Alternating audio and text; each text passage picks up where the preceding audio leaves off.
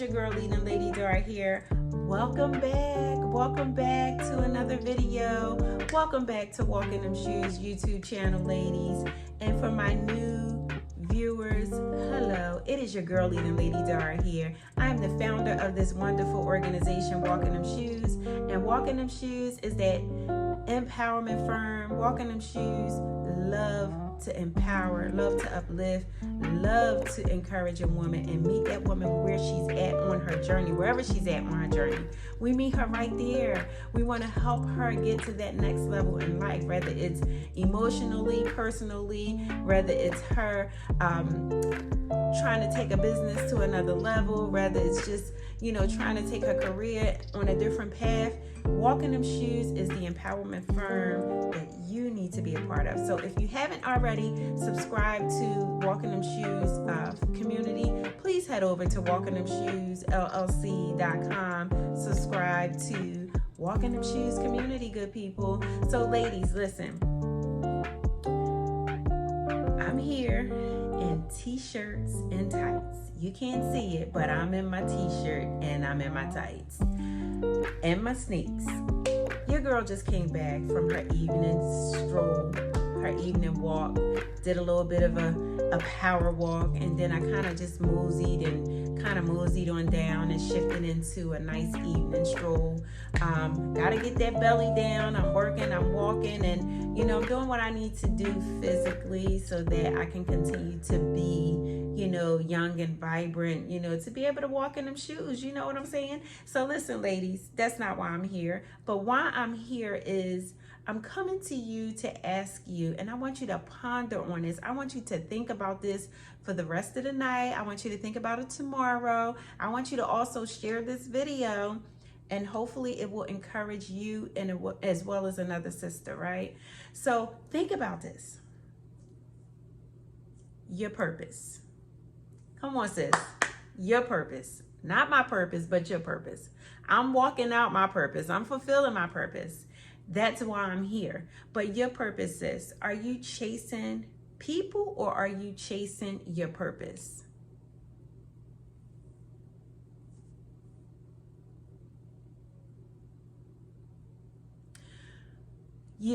Are you chasing people or are you chasing your purpose? So sis, let's get at it. Let's stop playing. It is time to really get down to the nitty gritty. Remember we used to say the nitty gritty? Let's get down to it. Let's talk about it. So I'm coming to you because,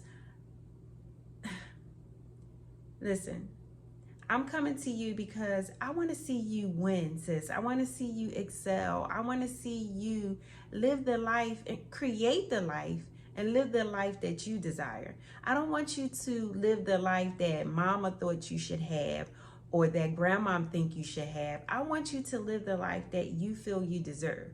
And one of the ways to do that is recognizing your purpose. Like, why are you here? Why were you here? Why were you placed on earth? Why are you here? It's so important. I talk to many women, some friends, some people I just meet, clients. I talk to people, I talk to women, let me say. And in talking to women, some of us are hurting, right? Some of us are drowning in our mess. Some of us don't even know how to get out of a rut that we're in. And that rut can be a financial rut. It could be a relationship rut.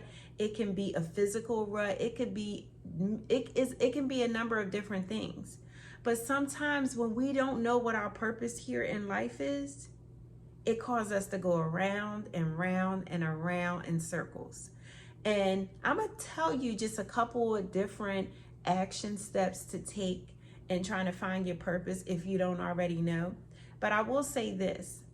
You are and you were created in the image of God. If God is the creator of life, God is the creator of heaven and earth, He's created you and given you the ability to create. You might can't create heaven and earth.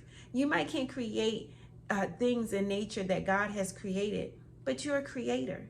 You're able to create and you're able to make things happen for you, for yourself. It's all a part of you knowing what your purpose is, right? one of the ways, one actionable step that you can take in moving towards finding out what your purpose is spending that time with God. And I'm not saying spend time with him. And, a lot of times I spend time with him. I'm crying out to him. I'm praying to him. I'm thanking him. I'm worshiping. I'm listening to my worship music. But I'm talking about spending time when you're just going to God and just asking him to speak to you. Not going to him and asking him for this and asking him for that. And I'm talking about acknowledging him, thanking him for who he is, and just spending that time with him. That's one.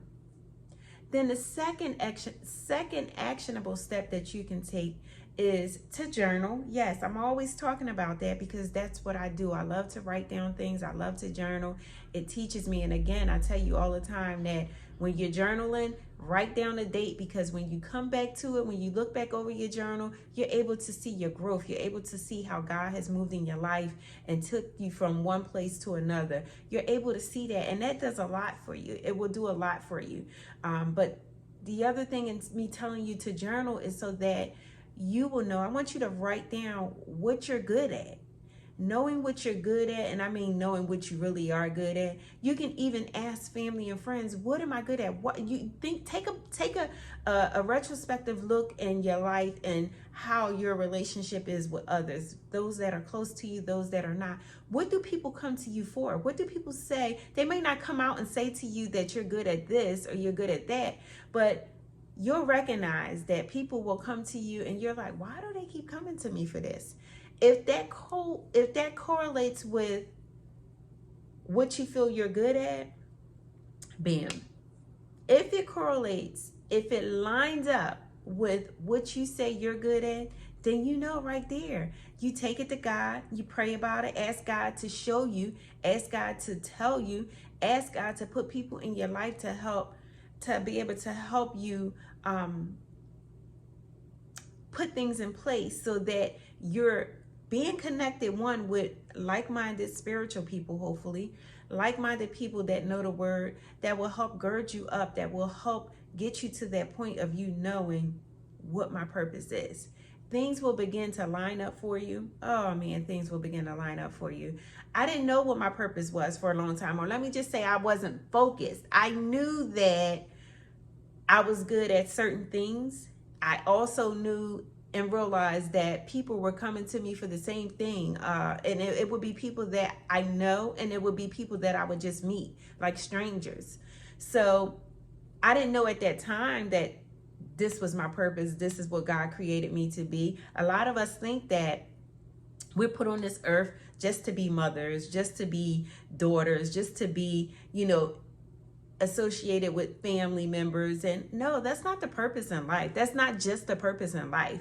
One of the purposes in life is to have that connection with God. That is a true connection. That is a true purpose of you having a connection with God. Once you have that true connection with God, God will begin to reveal to you what your purpose is. But again, you have to spend that time with him. You can't spend that time with him always crying out to him about what you need, what you want, what didn't go your way, why did this have to happen. You have to sometimes spend that time with God and just letting him know, I'm here.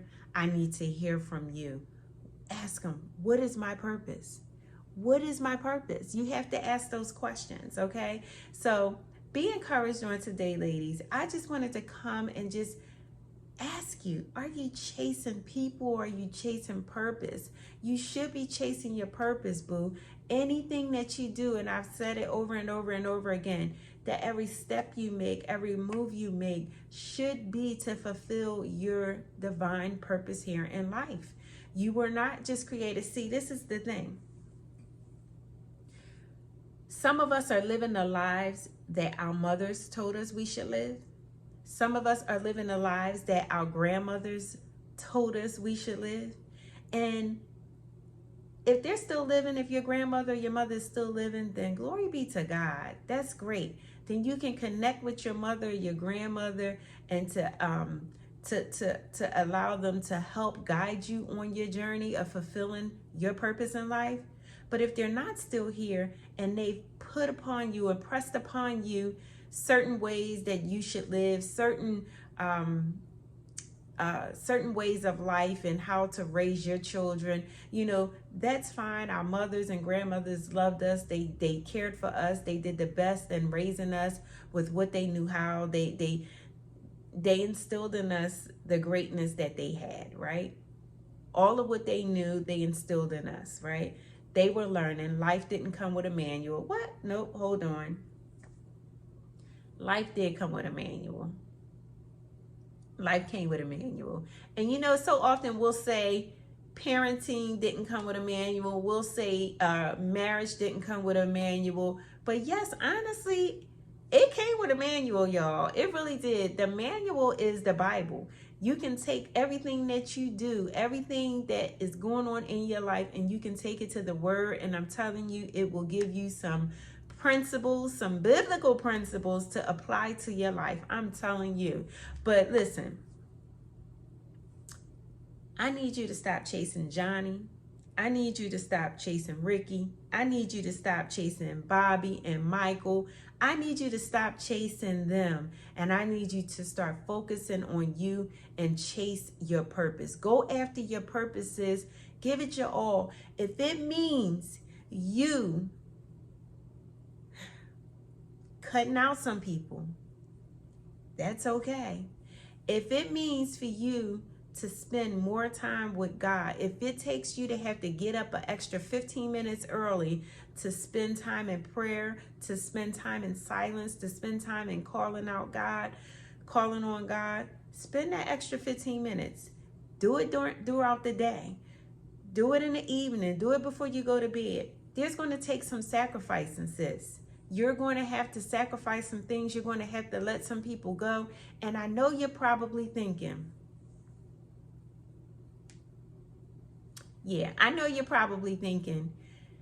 that's going to be a boring life.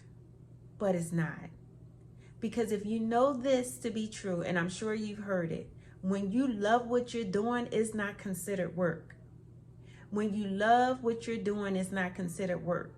And if you start to work in your purpose, if you start lining things up the way God has it to be, start going to that word and lining it up with your life, your problems, your situations. Start fulfilling that purpose that God has placed you on this earth to do. It won't feel like work. You will find enjoyment in it. You will find pleasure in it. So I'm going to tell you, one of the things that I had to do, and I went on this 40-day fast. I went on this 40-day fast, and it was a part of me fulfilling my purpose. It was a part of me fulfilling my purpose. It was designed purposely for 40 days. It was designed purposely for me to be able to hear from God. I needed more clarity in the direction that I was going.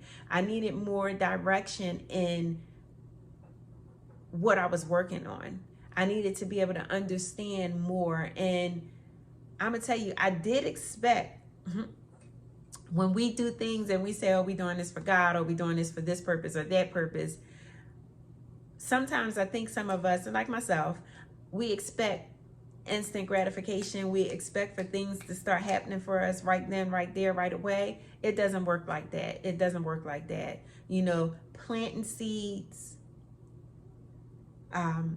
fasting, prayer. I will say this though, faith and fasting, the two go together, baby. Boom, boom, boom. Okay. I can tell you that things begin to happen in the spiritual realm and in the natural realm. So try that, try those, apply those things to your life, spending time with God, writing out what you're good at. Even ask people, what you think I'm good at? Ask those that you trust. Ask those that, mean you some good. And then also, I can't stress this enough. Watch the company that you keep. If you're allowing people to be in your circle that don't mean you no good, it can be husbands, it can be nieces, it could be daughters, it could be sons, it can be mothers, it can be your father, it can be people that are close to you. You know the devil will use those closest to you.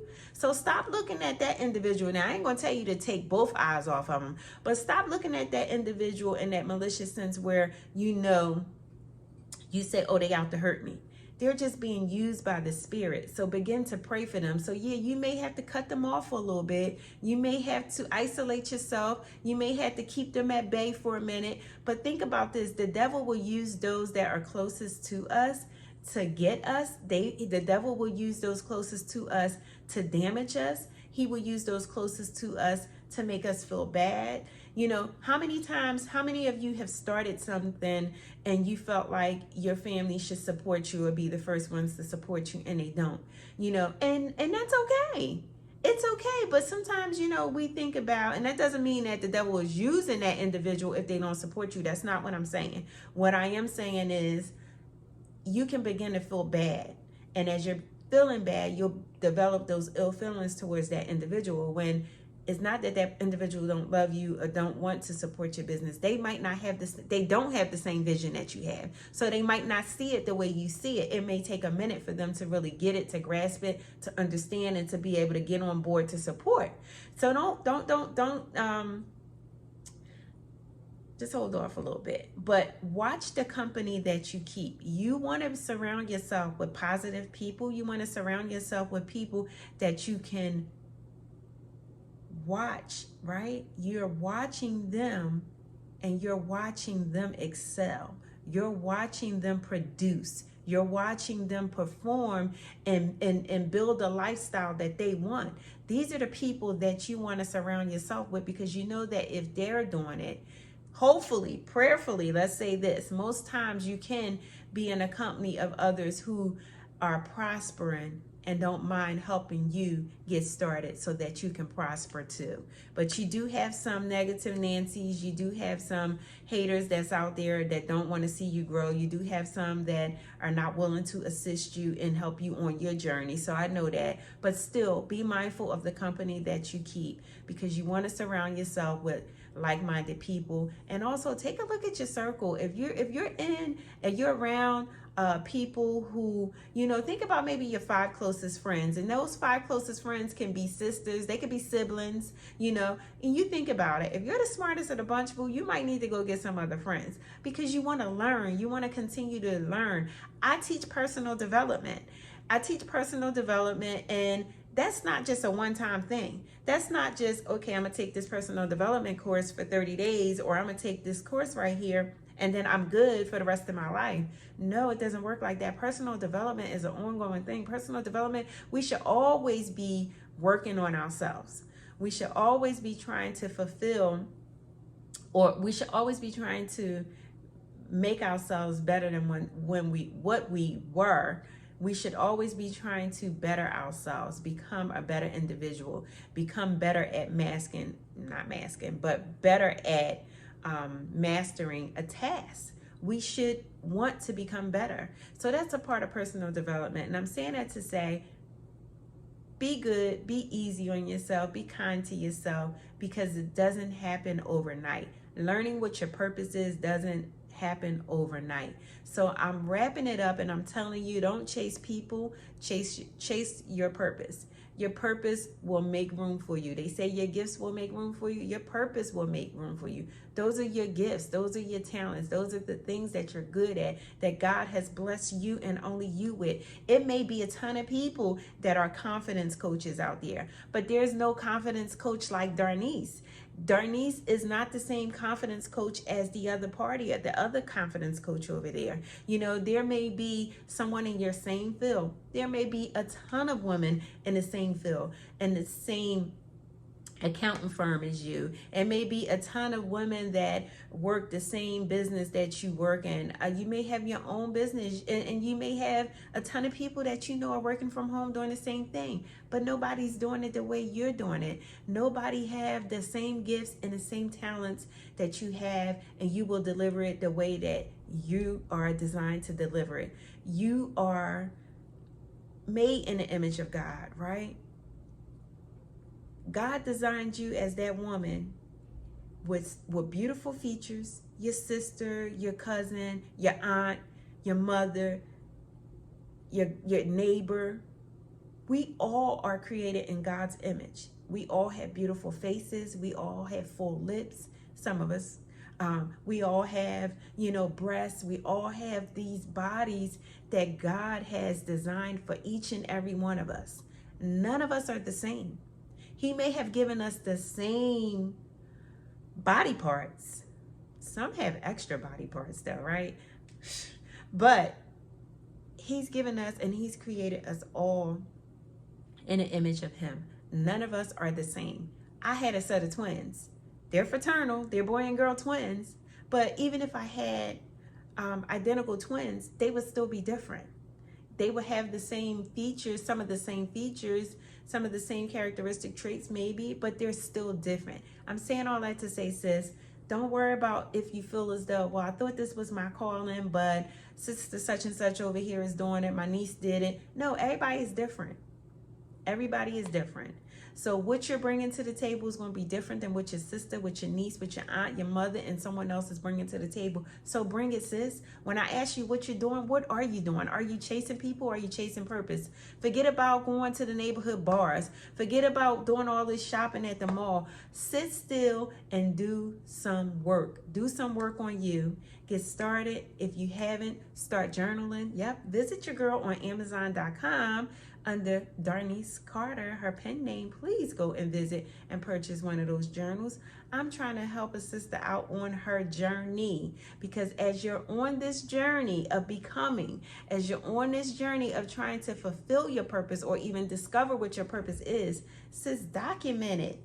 Document it. Write it down. Journaling is rewarding. I'm trying to tell you.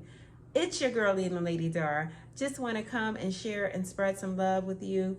And listen, I'm fulfilling my purpose. Are you?